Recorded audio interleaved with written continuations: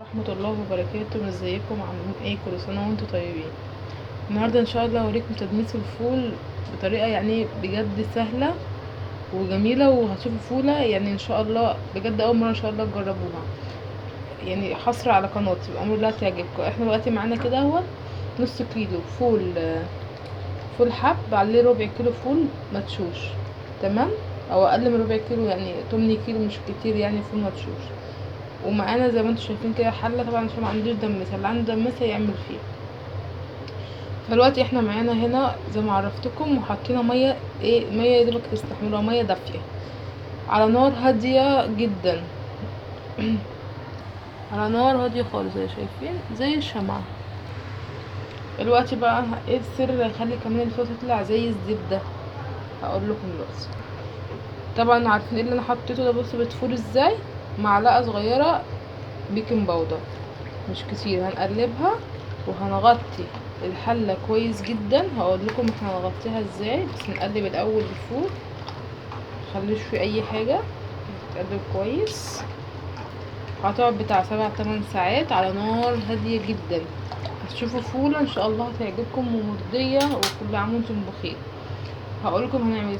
معانا كده كيس بلاستيك نضيف، تمام، نطلع منه الهواء على نار هاديه، كل ده على النار عشان تطلع فوله زي الزبده. هنغطيها كمان بغطا الحله اهو كده، احنا غطيناها بغطا الحله كويس، كمرناها.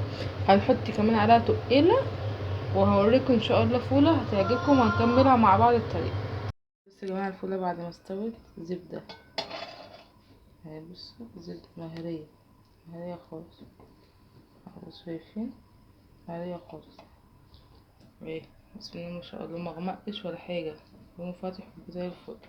هنجيب بقى معلقه نشا على سنة احمر بسيطه، وهنسخن ميه لو مفيش ميه في الفول، هنسخن له ميه في الكنكه او في حله ونحطها عليه، ونحط عليها حبه معلقه النشا وحبه اللون دول، نسيبها يغلي غلوه وهندفع عليه.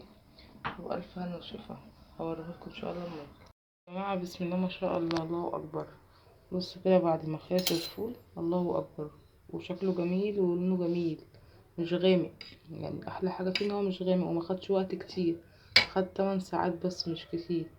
بصوا الفوله يا عشان سخن، بس الله اكبر والله العظيم جميله. انا عن نفسي احلى فول عملته في حياتي بصراحه، يعني الطريقه جميله جدا، طريقه زي بتاعه اللي بيبيعوها بالظبط في المحلات، احلى من المحلات بكتير كمان، عشان انتوا اللي عاملينها كمان. متنسوش بقى ان شاء الله تجربوه، وكل سنه وانتوا طيبين، تعملوا لنا لايك واشتراك. السلام عليكم ورحمه الله وبركاته.